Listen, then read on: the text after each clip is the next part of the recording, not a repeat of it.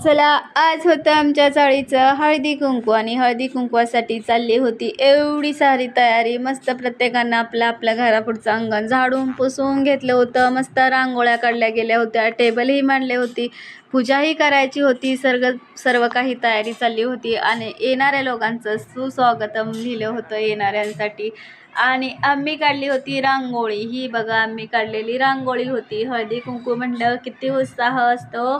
हळदी कुंकवाचा कार्यक्रम म्हणजे एकमेकी स्त्रिया भरपूर एकत्र येणं आणि स्त्रियांचा मान सन्मान करणं, असं खूप छान असतं ना. हळदी कुंकू म्हणजे म्हणलं का स्त्रीचा आदर केला जातो एकमेकात आणि विचारांचीही देवाणघेवाण यामध्ये होते. आणि हळदी कुंकूवाला खूप महत्त्व आहे.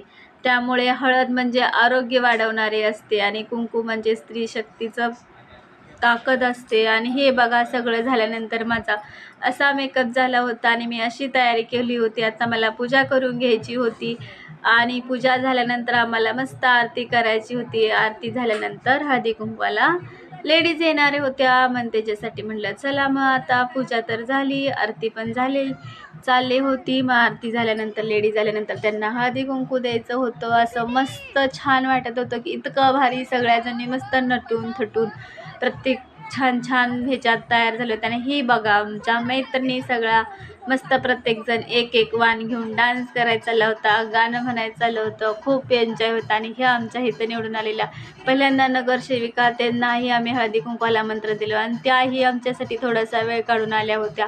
इतकं भारी वाटलं. ते आल्यानंतर प्रत्येकांचे फोटो काढायचे चालले होते त्यांच्यासोबत. इतकं खूप छान.